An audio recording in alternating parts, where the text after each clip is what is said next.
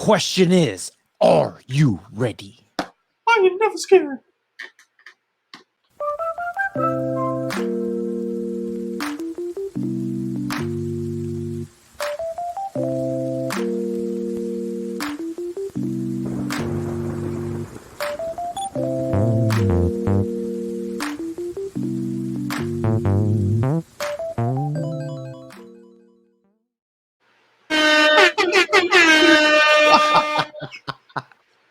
Oh man, I kind of like these new little intros that we're doing. Get her done. Get her done. So before we begin, Next Level and I always like mess with each other somehow, some way, and I'm over here finishing my video. I like how Next Level's face is like, what are you talking about now? I'm over here putting my stuff away that I was just recording. Oh, did you just see that right now? Yeah. So I'm doing this, I'm putting it away, and then we start. So what he just said was he sent me a private chat. Because I'm waiting to come in. I'm like, let me into the stream so we can start this recording session. Yeah. And it says, what is the first one say? Pablo LFG? Yeah, let's effing go. Oh. TTYTL. And then he calls me Escobar after that. And I was looking at it and I hit the music and I'm like, private chat. I'm like, who's this? I'm like, Next Level's here. Who else is joining us? Pablo. Let's go, Pablo. Let's go, Pablo. It's funny. You got yours. I got mine. Oh, Seattle. Seattle. I mean, I'm a little bit grumpy sometimes, so I'm trying to wake my ass up. Honestly, it's a big ass mug so tired. Freaking tired. This one, when I went to Seattle 2 years ago, 2019, got this mug there. So it's pretty nice. Pretty nice. Hold the front door.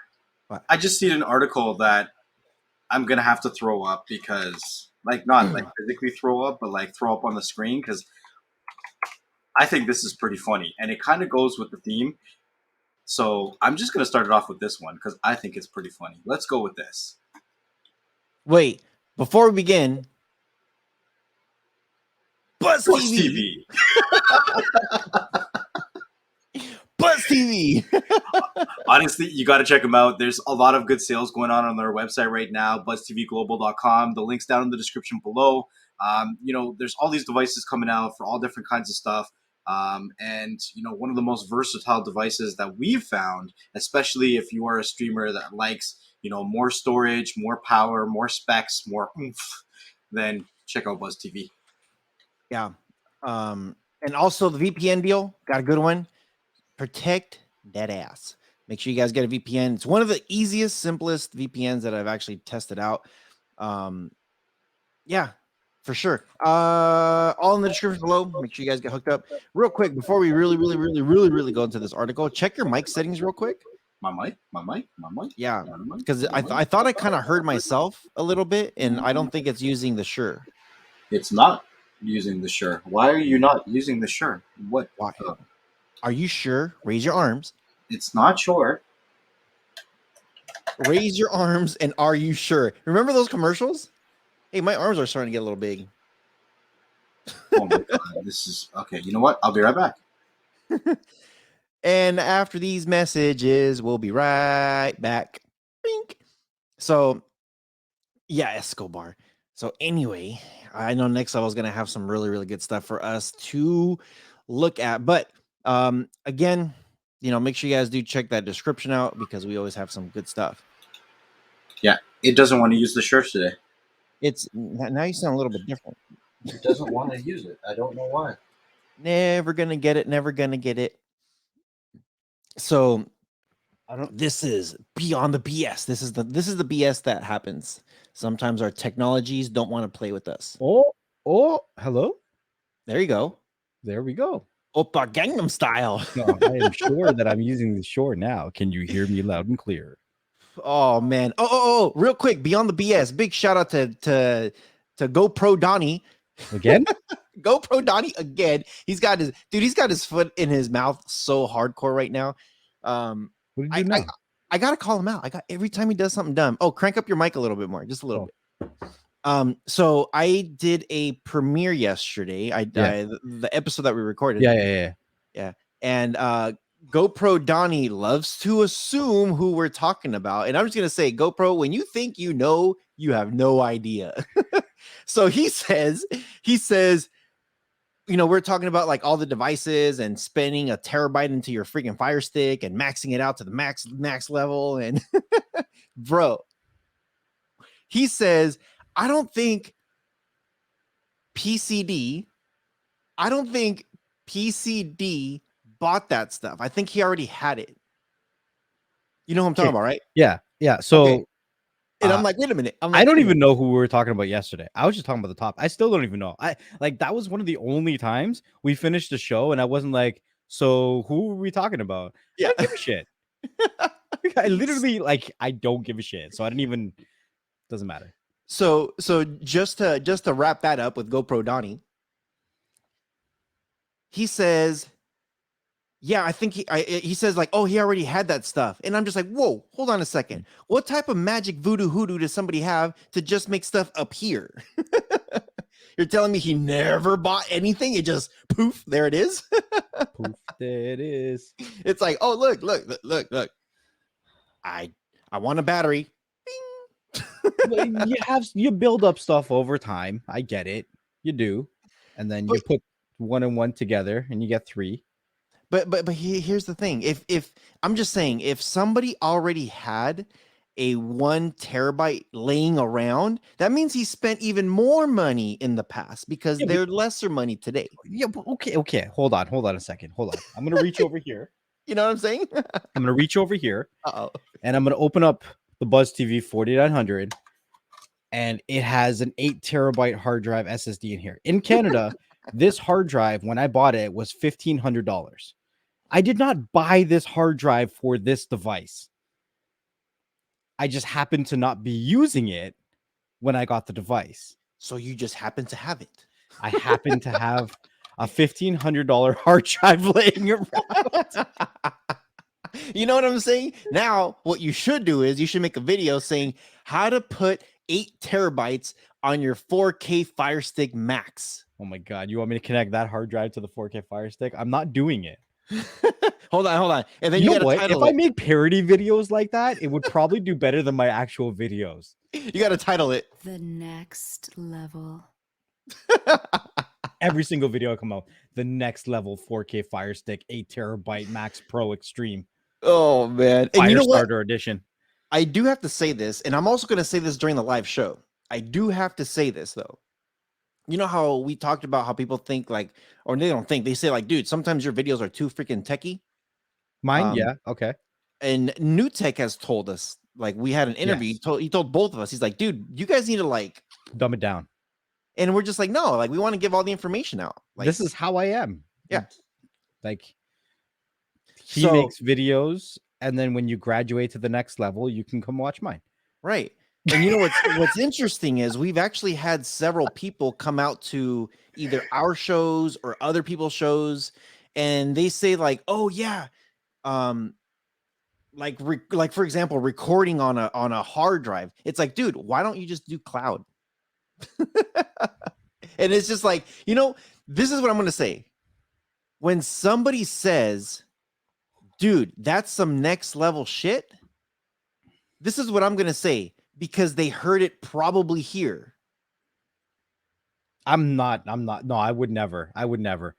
I'm not that guy. I don't put out enough video or enough content to claim any kind of claims like that. I said probably. When we, like, for instance, that whole cloud thing, you actually brought that up on a show freaking 2 years ago when we were talking about some stuff. And there's some stuff that we're like, hey, dude, this is some easier stuff that we can do instead of doing all these freaking cables everywhere. Just saying. Just every time somebody says, hey, that's some next level shit, drop a quarter into next level's bucket. Okay. That's enough of personal BS. Let's get into some Facebook BS, because this, I just saw the title of this and I was like, hold the front door. What? So the article says Facebook has a new plan to help creators avoid Apple's App Store fees. What? Didn't somebody get in trouble for doing this? So Epic was fighting with Apple, right? And they were trying to get the 30% to be knocked down. A lot of And people actually were fighting a few Apple, people, right? Because I think it was a class action suit because, yeah. you know, they were kind of going around paying those fees by trying to open up other ways to make payments in their applications or in their devices or whatever, their programs or whatever crap. But I think Facebook and Apple have been beefing too, which makes this even funnier. So it says Facebook is rolling out another bonus program as it tries to bring more creators to its platform. Now, this actually leads into another article that I just mentioned to you. So this is perfect. I think what's happening right now is Facebook is really trying to change its image because, as a lot of you guys know, I don't use Facebook. And ever since Facebook decided to delete my Android TV tips group, I was like, I'm done with you guys. And I kind of have a mentality about Facebook where to me it's the boomer social media. Like it's for the old people. And I ain't old. I'm still young and I'm still kicking. So I'm not using Facebook. So I think they're really trying to change their image. They changed their name and now they're trying to reach out to creators. If and this is the thing with social media. If you bring creators to your platform, you bring traffic because they have a following, right? So it says this time the company is focusing on subscriptions, which it says will help creators avoid Apple's 30% commission on in-app purchases. The social network is launching a web form for subscriptions so individual creators can direct fans to subscribe outside of the app using Facebook Pay rather than Apple's in-app purchase. When people subscribe using this link, creators will keep all of the money minus your taxes because you always got to pay the tax man. And this is straight from the horse's mouth, Mr. Mark Zuckerberg. Interesting how Facebook is saying we're the good guy. We're not taking a cut. When something's free, you are the product. So it's only, I mean, they're probably just going to be selling your data at that point, but get yourself a VPN. Dude, this is going to be pretty nasty. I could see this turning into an argument pretty soon. I don't know, but something like this might actually get me to go back to Facebook. I'm being straight because, you know, Preppy follows a different niche of content creators and she watches them on Facebook, and the amount of donations I see them getting and the support and the views and all that kind of stuff. I'm like, I can't even get that on YouTube. I can't get that kind of support, that kind of views, the kind of donations, whatever it may be. I'm not getting that. So maybe it's time for me to drop YouTube because YouTube's been dropping our friends pretty hard lately, right? So the article goes on to say, additionally, the company is introducing a bonus program that will pay creators between $5 and $20 for each new subscriber who signs up between now and the end of the year. Creators can earn up to $10,000 in bonuses. Facebook's that they wrote in a blog post. The new bonus program is invite only in all 27 markets where the subscription features are available to creators. Facebook said nothing. It wants to expand the program to more people. What? Facebook said, oh, noting, not nothing. Sorry, I can't read. I don't have my glasses on in the coming months. So, I mean, it keeps going on, but pretty much it's just trying to push people onto the platform, bring the creators over, and the creators bring the traffic, right? So this is really interesting. Like I said, if it really is not taking a cut, then I might look more into this. Yeah, me too. Shoot.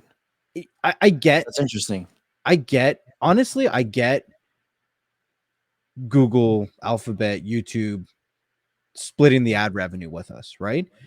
But I don't necessarily agree with the super chats.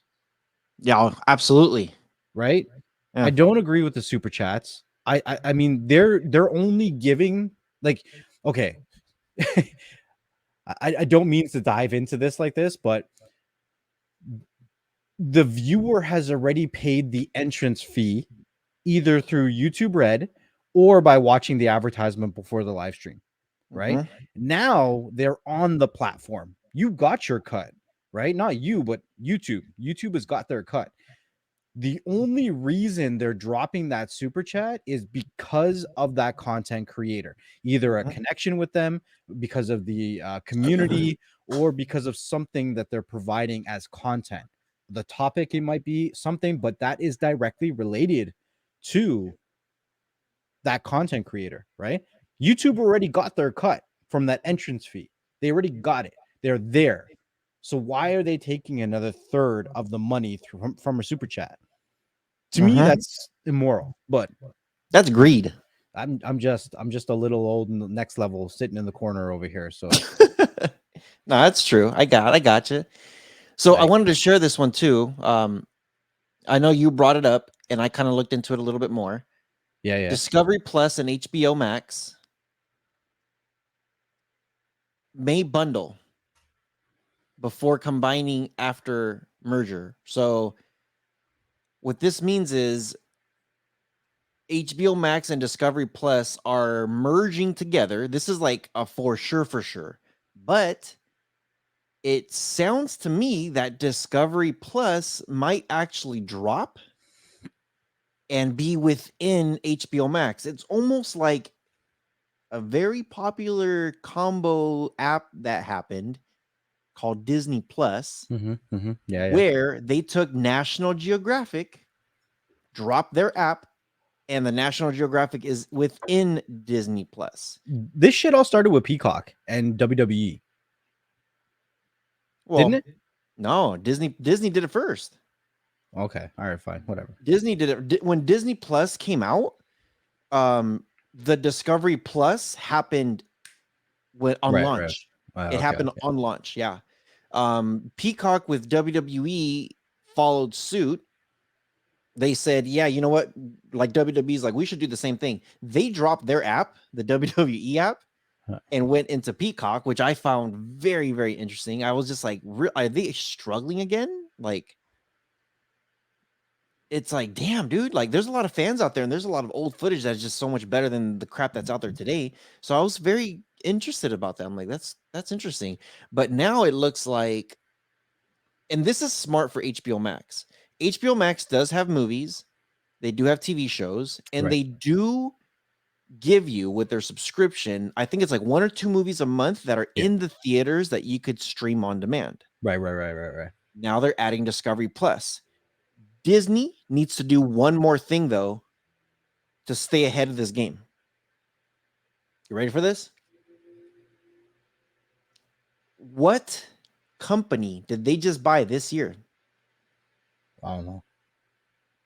It's a major studio company that Disney. Oh, fuck, I don't remember. Paramount, Warner Brothers. Yeah. No, not Warner Brothers. I remember it, but I don't remember the name whatsoever. 3-letter word. MGM. Nope. CGI. Fox. There you go. Did that look like a fox to you? I guess. What does the fox say? They bought Fox Studios. What they need now, remember, they got Fox is big. Huge, man. What they have is Disney right now has they have the Disney section, they have the Pixar section, they have a Star Wars section, Marvel section, and National Geographic. What they need to do is they need to add Fox Animation and Fox Studios. They need to add that to their thing there because there's so much content right now with the amount of stuff that they have. They just need to add Fox in there and call it, because Disney Plus is doing something huge. Discovery Plus and HBO Max on this merger, this is a power move.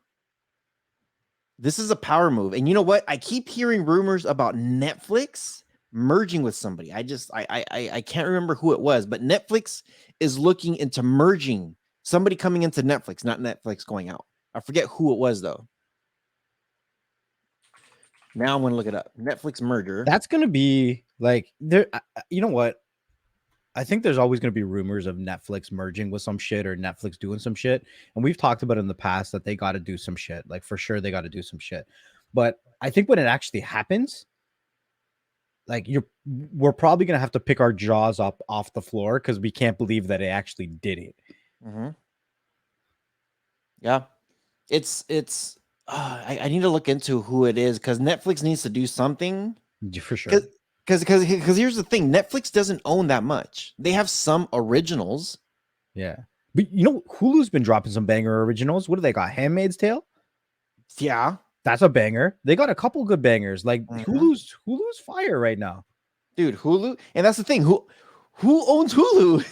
It's Yeah. freaking Disney. Yeah. Get that bundle off of Disney. It's to me, I'm just like, dude, what's happening is all these other companies are like, You know what would be dope? Apple and Netflix. Because Apple's got some banger originals. Apple does, but I don't want them with Netflix, man. Who's who, what, when, how, and where? Like, okay, we're getting too far into streaming right now. That's for another show, but maybe we'll save that topic for another show. Yeah, let's table that one. Let's table that one for Okay, sure. all right. Because like we could have just started a whole big ass argument, but this ain't the time or the place for that one. Let me put my hair up. Yeah. So we kind of started on this topic. I just wanted to finish it off. So this article is talking about Facebook is adding monetization features to groups. Hell the F yeah. You know what I mean? Like right now, the only place I know of where you're really monetized through a group is like Discord. And not everybody has Discord. So I'm telling you, Facebook is starting to interest me back as a content creator. It's trying to lure me back. But the only thing is, you got to be very, very careful because before there was no monetization on the groups and they were shutting us down. So you got to make sure that you're squeaky clean when you start your groups and however you're running it, whatever, so that you stay afloat. It says Facebook is bringing monetization features into yet another part of its service. The social network is testing new tools that will allow group admins to make money with new shopping, fundraising, and subscription features. The company announced the update at its annual committee summit event, where it said that the new features will help people who run groups sustain, what in quotations, the communities they have built. With the changes, Facebook is group admins 3 ways to monetize their communities. The first 2, community shops and fundraisers, minor features elsewhere on the platform. Community shops is extension of Facebook's existing features and allows group admins to sell themed merch or other goods. So it sounds interesting. I don't know if I can blow this picture up at all. That does sound very interesting. Imagine Facebook does something direct competitively. They're on the right track to compete against YouTube right now. Well, The here we only go. thing, go ahead. Maria Smith, Facebook's VP of Communities, says that Facebook doesn't expect all groups will want or need paid features, but many groups already sell their own merch or organize fundraisers. You know what? This right here is like fire for Preppy, because Preppy does like thrift flips and like craft items, and it's a huge, I didn't understand how big this community actually is. Like there's people that she follows that literally turn their whole garage into all of their merch that they've created, like their products and crafts and thrift flips, and they make a living just doing YouTube videos and selling their crafts. And this would be perfect because now you're creating an e-commerce side for the average person who's doing a thrift flip or a craft flip. Well, they do have that Facebook market that you can sell stuff.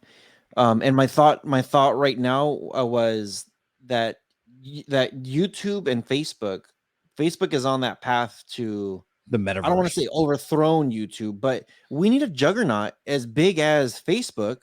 I kept saying if Amazon Prime did it, where they could do like they already have videos, they already have movies and TV shows. If they could have like a live streaming thing going on, dude, it's perfect. They have a platform to sell. They have already a platform. When we were recording, remember how we saw a video yesterday when they were showing the Amazon products? It's like, dude, The only thing that YouTube has over everybody, which it can be flipped, it's going to be work, but it can be flipped, is YouTube has that Google algorithm in their back pocket.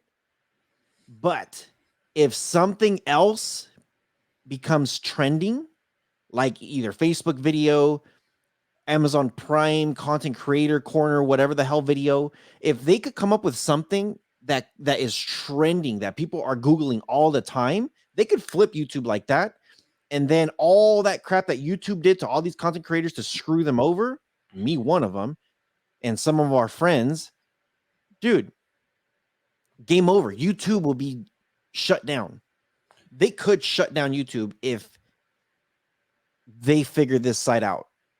So I'm going to finish this topic with something that Zuckerberg said on Thursday. And I guess this is really going to say how important this monetization that creators and groups are going to be for the metaverse or meta or whatever you want to call it, and how hard they're going to push to support this transition. So Mark Zuckerberg said Facebook and your groups are going to be central. And he was referencing, we're focused on building bridges from our apps on 2D screens into a more immersive virtual experience.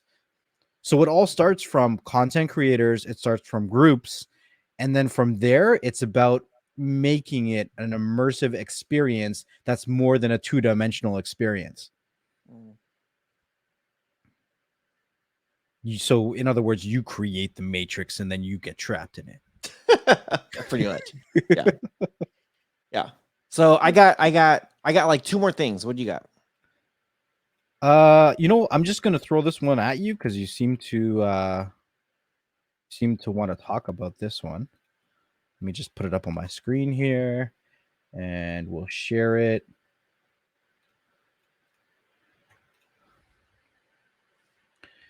Oh man. GM, the title, GM's Cruise, which is one of their vehicles, begins offering driverless taxi rides in San Francisco. And according to Rohas over here, San Francisco is a few hours north of him. So that's why I decided to talk about this, because a few hours north relatively is not that far, which means this could be in your hometown pretty damn soon. GM's self-driving cruise division has launched its fully driverless robo-taxi service in San Francisco with co-founder and president Kyle Vogt getting its first ride to start with. The service will be available for free to GM employees and certain members of the public. TechCrunch reported. This is a TechCrunch report. Earlier this week, I requested a ride through our cruise, not me, but I'm quoting the article, through our cruise app. So there's an app for it, and it took several back-to-back rides in San Francisco with no one else in the vehicle, like not even a driver. There's a lot of other cruise employees, not just me, who are testing and refining the full customer experience as we take another major step towards the first commercial audio AV ride handling product and dense urban environment. So how do you feel about this? It's the future. We're heading in that direction. Oh, I wouldn't play that, dude. I just want to see it. It's YouTube. They're gonna strike us. I want to see. So there's I don't know. No one in the man. vehicle. It's we're definitely going into the future where they're gonna,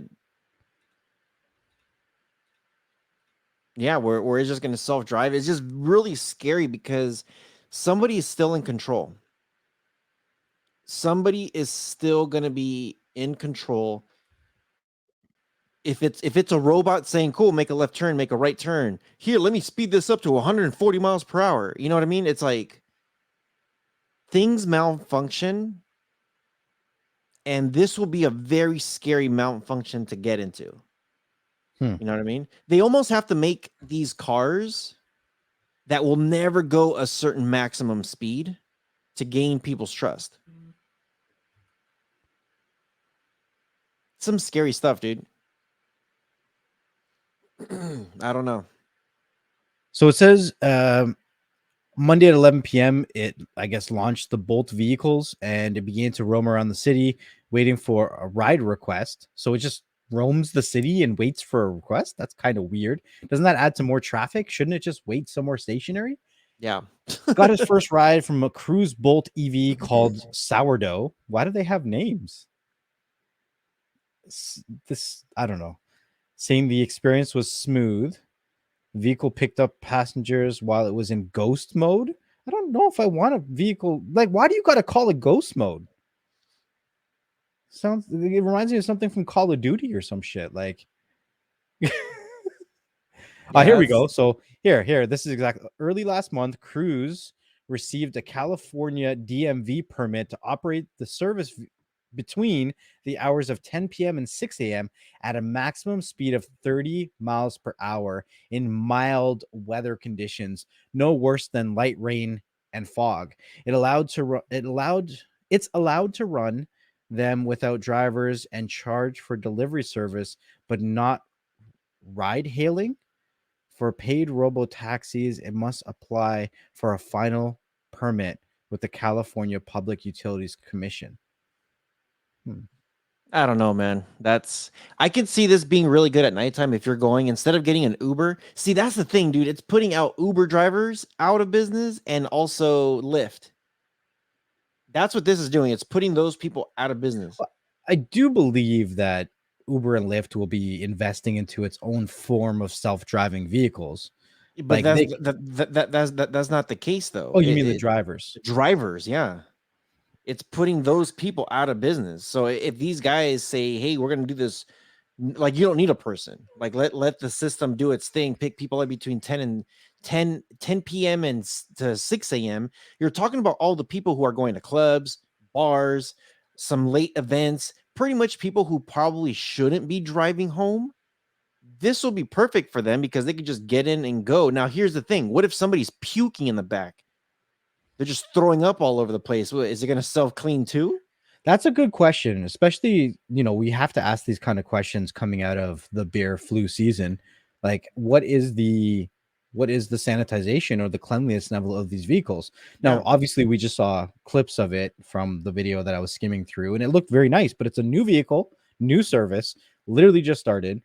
But what is the rigorous routine of sanitation, right? Mhm. That is a good question. For sure. Like I could see them putting maybe some kind of spray, like a mist go like just to spray everything and That's not gonna get the sanitize. chunks of that you're hooking up. Like, Yeah, but like maybe it drops somebody off and then it takes off, and then as it takes off, it does this sanitize where it sprays it and it mists everything inside, and then it rolls everything down to clear it out or something. But the thing is that what if somebody freaking has a bowel movement in there or throws up or pees or whatever? Then what? The thing's gonna say like, this seat is kind of warm. Let me take it to the local car wash. I don't know, man. This would be something very, very interesting. Okay, I got something for you. yeah. I'm gonna send you something on Telegram. I want you to look at. So I sent you this link yesterday through my phone, Okay. and this is the router that I'm going to be getting. Now, the reason why, so I'm just going to use this all hypothetical on what's going on. Let's just say I work at a hospital. Let's just say I have my own personal laptop that's maybe like 2 years old, maybe 3 years, 3 years old, let's say. And I've never had this issue before until recently. We just recorded an episode talking about Wi-Fi's and stuff. All of a sudden, within the last month, all of a sudden, it's kicking me out of the internet over and over and over and over. I had to replace my router, and I don't know why it keeps kicking me out. The thing is, every time it does kick me off of this laptop, I have to restart the whole thing. It won't reconnect to the router. You know what I mean? So I have to restart it. sometimes I get some kind of weird error saying like there's no IP assigned or there's no something assigned, and I've tried troubleshooting it. But I still have to restart the computer to reconnect it, you know? Right. Now, it's only the laptop that's doing this, sometimes the tablet. I bought a new laptop, brand spanking new, and it did kick it off the router once already in a day. Been testing it out, and it kicked me off once. The other one would kick me out maybe like 2-3 times, 4 times maybe in a day. And I want to pick your brain on this. Do routers have a limit of how many devices can be connected to it, regardless of the speed, where it could kick you out? There is a limit, but a lot of them are pretty up there. Like, how many devices would you say you have connected? About 40 something. That's a lot of devices that you have connected. I have a lot of smart stuff. I got Yeah. all the security cameras. I got the doorbell. I got the door lock. I got the garage. I got the security system. Dude, just with security, there's 9 devices right there. I'm not talking about But like the smart plugs. I'm not talking about the Echo shows, the Echo speakers. I'm not talking about when I'm streaming my computer. most modern routers can handle well over 100, 200 devices on a network, at least from my Google searches, because I've never had 200 devices on a network. I'm just saying, but that's what Google says, so I'm going with that. Well, I don't know about that. I don't know if routers can handle that many. But The router that I sent you, I think handles 50 devices. But If it you also depends on the Wi-Fi chip in your device, right? If it's not strong enough to connect to the signal that it's being pushed, then full bars. This is full happening bars on- and it's still booting you. Yeah. You tried updating the Wi-Fi drivers? Yep. I don't know what to tell you. And this just happened on the brand new laptop. This is a 2021 laptop. So I'm gonna show this one real quick. I just pulled up the link right here. So this is the Netgear Nighthawk 12 Stream AX12 Wi-Fi 6 router, Rax 200, AX 11,000, tri-band wireless up to 10 gigabytes, covers 2,500 square footage. It's a $500 router. Got it for $439. So again, this is what you would call an expensive ass router, right? Yeah, well, yeah. I mean, the Nighthawks are. I mean, they've always been a little bit up there. Yeah. And I did look into it to see if I could split my bands, and I can. I wasn't able to do that with the Rockspace. But when I come down here, it says Wi-Fi coverage up to 2,500 square foot, comma, 50 devices. So I did Google the same thing that you just said, and it does say it goes up to like 200 devices. But that depends on the route. Like, which router are you buying that has this is a very expensive router and it says 50 devices. Right. So the router that my ISP gave me, I seriously doubt it's better than this Nighthawk. I would agree with you. Okay. So I don't think that router also connects up to 50 devices. I actually had my ISP say, you need to upgrade your internet to 1 gig. I was like, why? Everything that I'm using uses kilobytes. The only reason I can think that they would say that is that they would give you a different modem for that speed, and that modem would be able to handle more devices. Because it's not the speed itself that you need. I thought that too. And I asked them that question, am I going to get a new router? And they said no, because the router that I have already is their best router that supports Wi-Fi 6. Then they're just talking shit. That's what I'm saying. Yeah. So if I'm getting something like this, it should handle all the devices, I'm guessing. It should. It should, yes. Okay. So let's just say it starts kicking me off. Now remember, I have to VPN This is a completely different type of VPN. I'm not talking about a VPN to protect yourself to mask your IP address.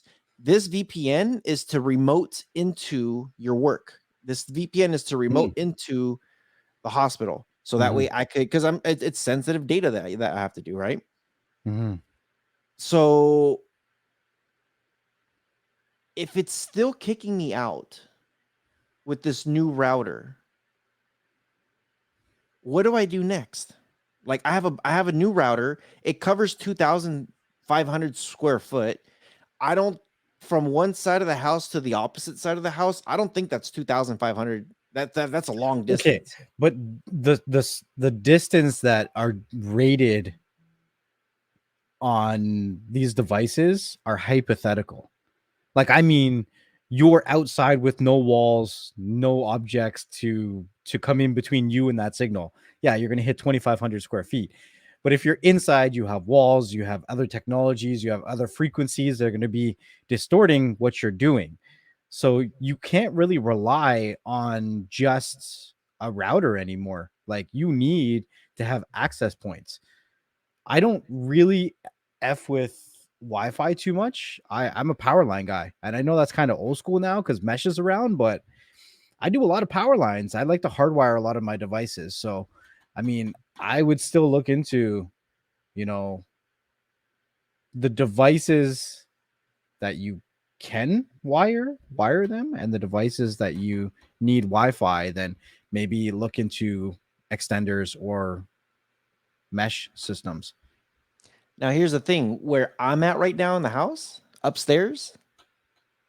I'm probably going through more walls and stuff than where the laptop's at. Right. I've never had a drop signal.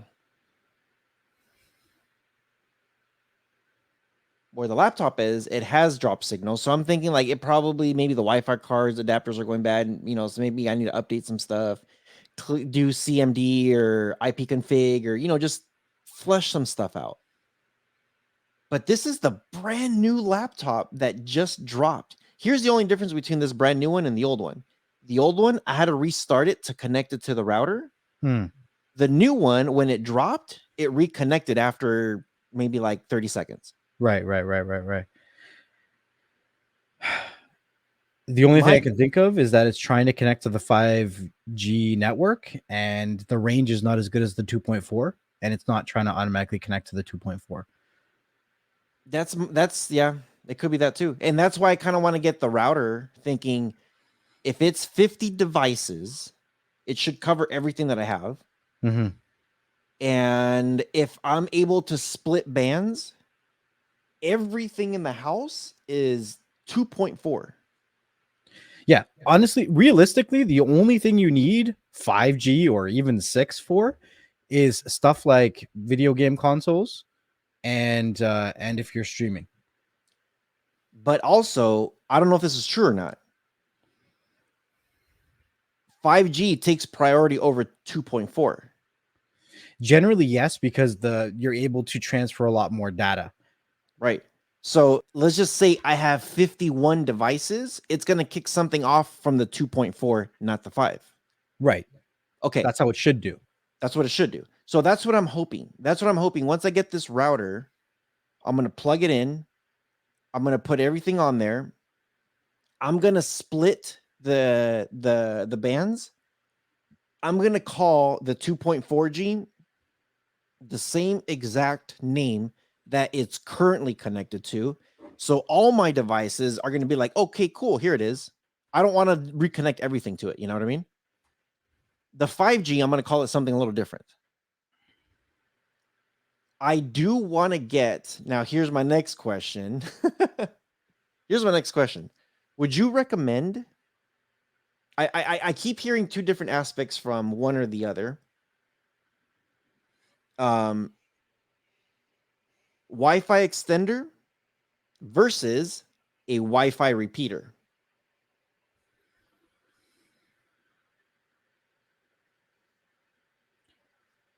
I can honestly say I don't have enough experience with the two of them to tell you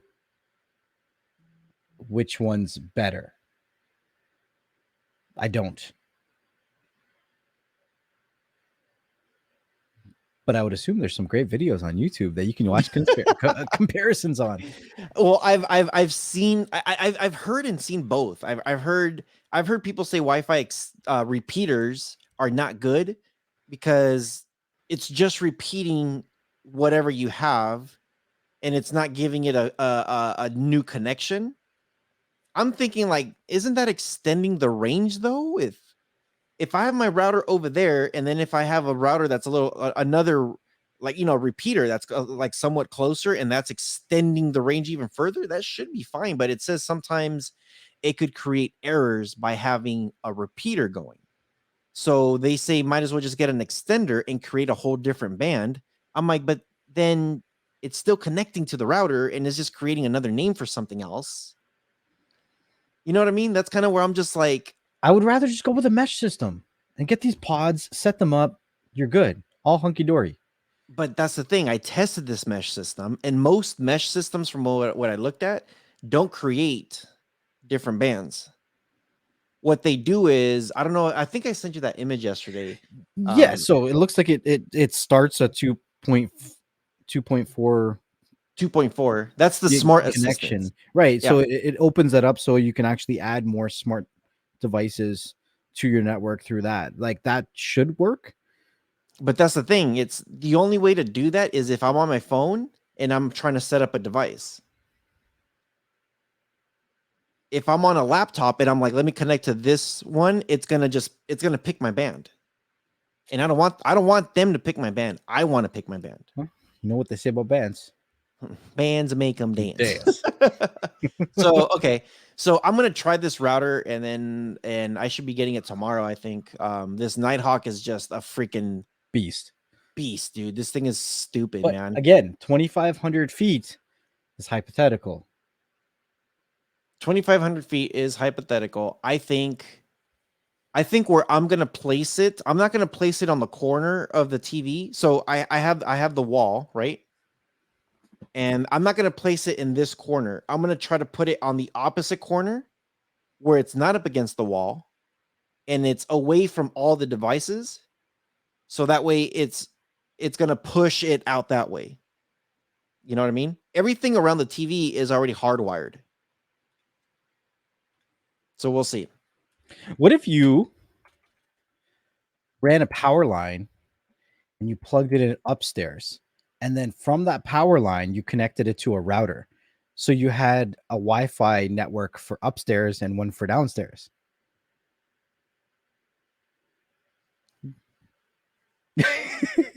So, well, the thing is, I don't have any issues upstairs at all. Okay, all right. But this is what I am thinking of, though: creating my own type of mesh with a Wi-Fi repeater. Right. If I get a Wi-Fi repeater and it works really good, I'm thinking about putting it like in this room where I'm at right now, upstairs. And that way I have a high connection that will push out. Yeah. And hopefully that bottom downstairs will push out also. Right. I don't know if it's going to work, but we'll see. Okay. I got one more beyond the BS before we call it. We're still good on time? Yeah, I got to run soon to get the kid from school, but let's go. Okay. Check this out. We like to talk about shit coins. Oh, we're doing this? Yeah. we're doing this? Oh my god. There has been a coin that came out called Squid Game. Yep. There has been a coin that came out called Squid Game. It's currently worth 9 cents. Here's the thing. I've never seen this happen before. I've never seen this before within the Coin Market Cap website. At the top, there's this red thing here.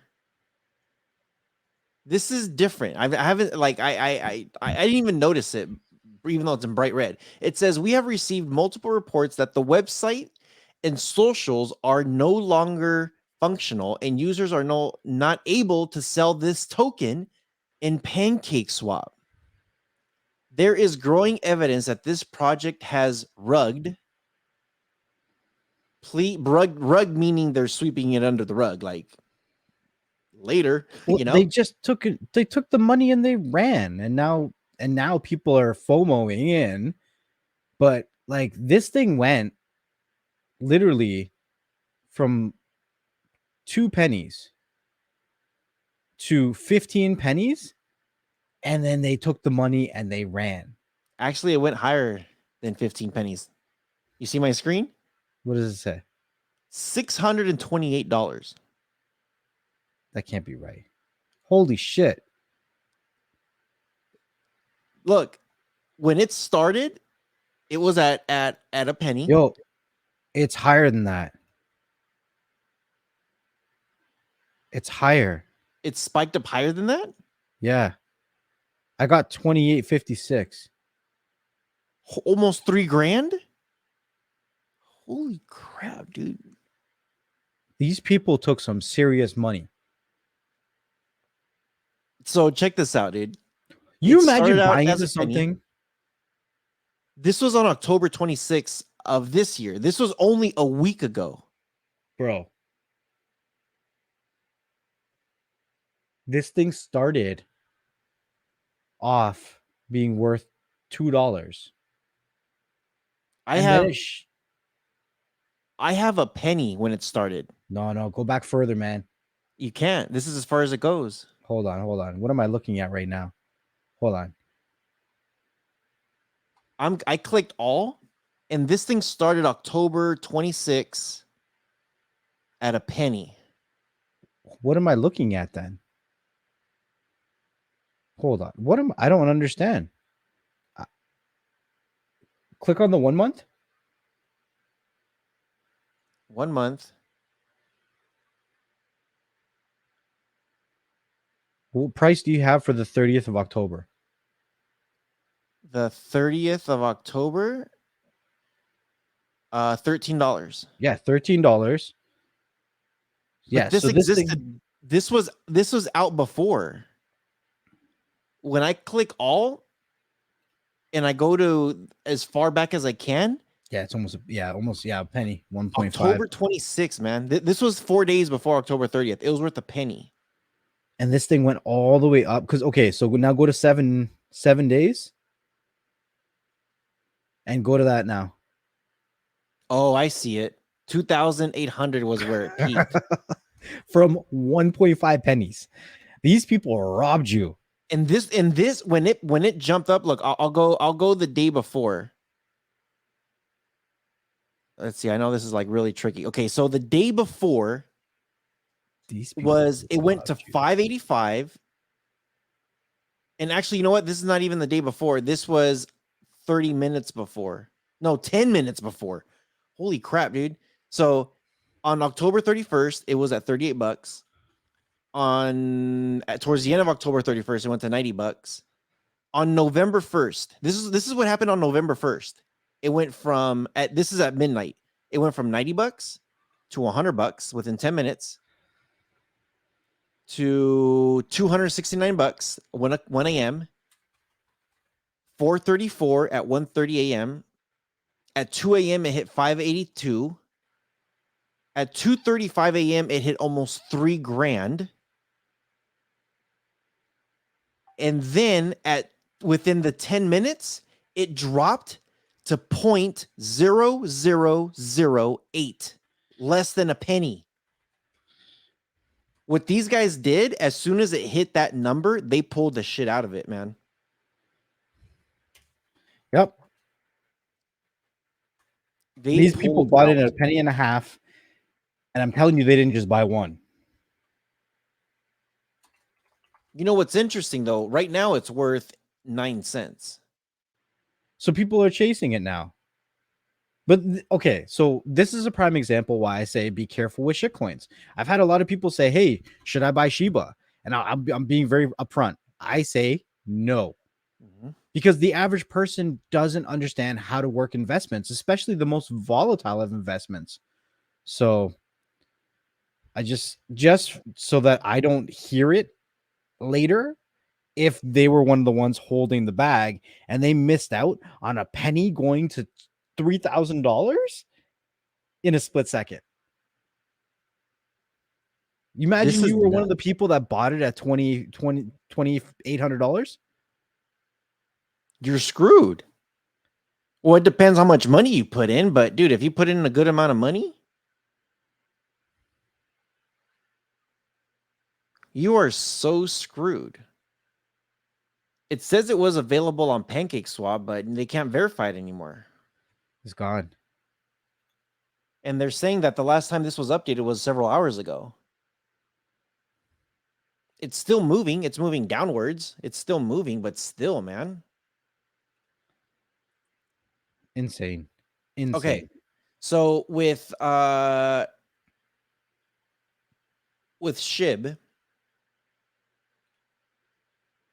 I know SHIB like flipped Dogecoin and it flipped a couple other ones. It's still up there. I know you've said like, dude, this is like you said a shitcoin, and I'm just like, well, it looks like they are actually creating a market for themselves, like they're creating stuff. So I'm kind of like still hopeful on it. Here's one I wanted to share with you that I'm kind of like, okay,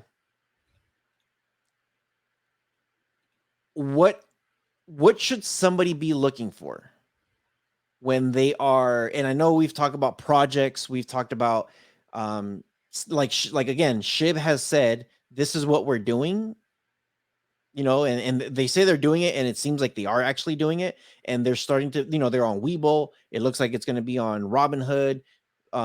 It looks like this is like a real thing, like they're actually like Dogecoin, you know.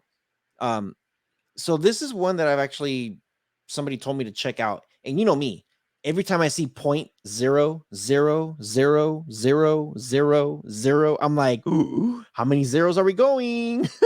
You know, Yeah. because the second you put in $1 on that, and if that thing hits a penny, freaking A, dude, you know what I mean? It goes stupid. I'm going to share one with you here. Very curious what you think about this one. It's called Saitama. And it's worth, let's see, 1, 2, 3, 4, 5, 6, 7 zeros and the number 8, which I love. I love when I find things like this and then I start doing research. I'm just like, cool. I know you're more, you'll be a little bit more conservative, saying like, dude, this is worth nothing. Like you don't have, when did this come out? This came out June of this year, June 18th of this year. Yeah, but it looks like it was all in development there. It didn't really start to get any public traffic until September, which is quite recently. Right. So because of the lack of the history, I'm not going to be like, I'm dropping all of my money into something like this. Like if I, you know what, irregardless of what the crypto is right now, I do believe that we are going into a bull cycle. So I think that everything is going to be going up, but I'm a little bit more conservative, saying that understand how risky stuff is and how much money you want from something, right? And be realistic about it. Like if you see 30%, 40%, 50%, that's all really good gains. Hell, anything over 5% compared to the old financial system is really good gains, right? Sometimes when we get too greedy, it's not a good thing. So I'm going to do this one too. Every time we've done this, we've actually looked at like the value with stuff. You know, when you see Bitcoin or Ethereum and you see circulating supply and market cap and see where they're at, you're like, you know, you always tell me like, you need to look at those numbers, because some numbers will never hit a penny or they'll never hit a certain amount just because of the circulating supply. Right. It'll take definitely something for. Right. So when I look at like Doge, well, when I look at Ethereum, I'll use Ethereum as an example. 118 mil is what the circulating supply is. Dogecoin is at 131 billion, which is a lot. Yeah. On the circulating supply. So this value is going to go only so high, right? Because there's so many coins on the market, right? There's the circulating supply is, it is what it is. So when I tell you about SHIB, and I'll use this as an example because we've talked about this one. This one is at 549 billion. No, Is it billion? It's trillion. It's quadrillion or something like that, isn't it? Let's see. This is 1,000 million billion trillion. 549 trillion. What, like, can this hit a penny? And the reason why I'm asking, I'm re-asking you this thing again because I want people to hear this. What will it take for this thing to hit a penny, and what is the likelihood for this thing to hit a penny? For SHIB, Yeah. it needs to do 5 times what Bitcoin is worth right now. So am I going to say it will never hit a penny? The answer to that is it may or may not. It can hit a penny, but 2 things need to happen. 1, it most likely will have to continue to burn coins, and 2, more money has to come into it. Right? We're not going to automatically see SHIB 5x Bitcoin, right? Bitcoin's not going to stay stationary. Like, when you say 5x, are you talking about the market cap? Market cap, yeah, market cap. So right now the market cap of Bitcoin is 1 trillion, where SHIB is at 28 billion. So it needs to 5 times it to destroy Bitcoin. Okay, so stuff like that is very, like we said, it's not that it's impossible, it's just unrealistic. There's a lot where of it's factors currently that at. have to happen in a perfect world, and Right. yeah, So they would have to like the first thing they'd have to do is that circulating supply has to get wiped out so it's more manageable. right. Okay. So, But let's be fair, it doesn't need to hit a penny for a lot of people to make some money. right. That's also true. I want to look at that Saitima. I want to see if I could is there a search option here? That'll be nice. Do you remember what the ranking on that one was? No, I don't. I think it was like 2000 something. So I'm curious on it. You know, I know we don't know the Chihuahua, dude. There's a new freaking like biggest gainer There's Chihuahua. so many different coins. It's insane. All of a sudden, they're gonna start adding all these doggies. Okay, here we go. So right now it's ranked at 2,722. 2,722. So I'm trying to pull it up so that way we can see what the ranking is between all of them. 2,700. Okay, here we go. And 22. Look at all those zeros. Yeah. Circulating supply, it shows 0. Market cap, it doesn't show anything.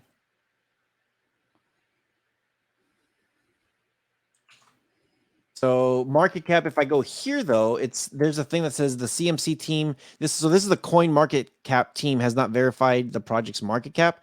Right. However, according to the project itself report, this is what the number is. So that number is 3 billion or 3 billion. Yeah, because coin market cap has to collect the data from them as well as whatever exchanges they're on. So if they don't have the information, they can't really, post it, right? Yeah. And it also says there is a maximum amount of coins that will ever exist in the lifetime of the crypto. Right. That's most of them are like that. Well, not all of them, but most of them. Yeah. So what information do you need here to know if it's possible? I don't know, man. I would have to look into a lot more than just what's there, because I need to, like I said, research their social media, research their actual white papers. The white papers were usually on their actual websites and stuff like that. And right now, being very blunt, I'm only really looking right now, like at this moment, at cryptos in the top 20. Mm-hmm. Like that's what I'm looking right now, because I'm looking for more of a less riskier play going into the start of the bull cycle. I think that we're going to have a very good run with some of the cryptos that are already a big factor. And then it's going to trickle down into the altcoins where I'll see some plays after that. But right now, I'm not even looking at coins that I don't know right now. Right. Now, the only reason why I'm looking at this thing is because of how many zeros it has. And like you were saying earlier, like some of these projects are pretty new. Yeah. So you never know. You never know when you know, like anything could happen. I don't want to have this conversation a year from now, because we had a similar conversation a year ago Yeah. when we were talking about some of these cryptos, and we're just like, holy crap. Actually, was it? No, it might have even been 2 years ago when we were talking about Doge and stuff and Ethereum and Mm-hmm. Yeah, I don't want to have this conversation a year from now and said, damn it, we should have put freaking $10 on this thing. Because $10, even though right now $10 is like, we could drop $10. $10 is not a big deal right now. And $10 turns into $100,000. Right. You know what I mean? So For sure. what I want to do is I'm gonna leave this one for now. I'm not gonna dive too much into it within the podcast, because there's gonna be some more research that has to get done, and we got stuff to do. But I do want to save this one. I really do want to look at this one, and I want to pick your brain on it to see if this is like, hey, dude, there's a possibility that this can be something good, or like you say, hey, you know what? There's nothing really here that's promising. It's too brand new. This is it But could. that doesn't mean that it's not going to be something one day, right? Like everything's a kind of a chance. Some people would even say Bitcoin's a chance. Mm-hmm. So yeah, it is what it is. Yeah. So I've been looking. You know what? If I could find something for us to freaking become millionaires in a year, and then we don't have to worry about money anymore. Well, that's what I'm saying. The cheapest crypto that I have right now is Fun Token. I was looking at Fun Token too. I'm just that's like the cheapest one I have. I have 40,000 of those. Yeah. Well, you know, I got SHIB. Yeah. I got a shit ton of SHIB, and I got a shit ton of Doge. But a lot more SHIB. So I don't know. I'm really interested in this one. I've actually been hearing about it, and there's a lot of stuff that people are talking about it. Actually, a YouTuber is pushing this one. Mm-hmm. It's headed by a YouTuber. Yeah. So yeah, I'll send it over to you. That way you could look at it later. And if there's something that you're just like, hey, dude, you know what? I think we need a I think this might actually be good. I'm gonna try $10 with it. I'll probably be like, okay, well, I'm probably gonna do 100. $10 on any crypto is worth a shot. Like, yeah, you never know. You never know. But here's the thing: if I can get you to say, you know what, I'll probably throw in 10 I'm only doing the top like 10 to 15, 20 cryptos right now. So I know, but if I can get you somewhat excited about, even if it's a fraction of it, I'm gonna lose my shit. I'll lose my shit. I know. So cool. This is now the end of the episode. We've talked a lot of stuff. This is a lot of the beyond the BS, because you never know. Like you said, freaking there's some shit coins out there, and like Squid Games freaking disappeared. They took the money and ran. To freaking cars, self-driving. There's just so much insaneness happening in the world. So just keep your head straight and keep it on your shoulders. Keep it on your shoulders. Yeah, don't lose your mind with all the crap that's happening out there right now. Mm-hmm. So stay safe, stay healthy.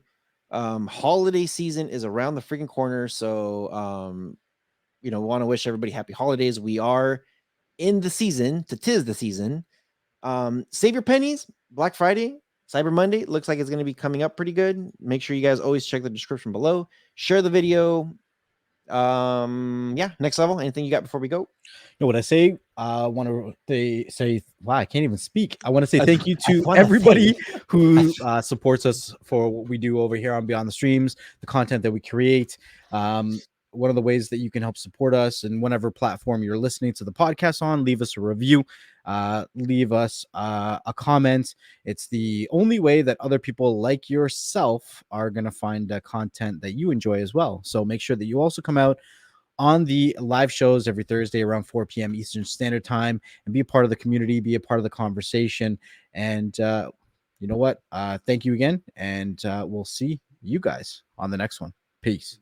Peace.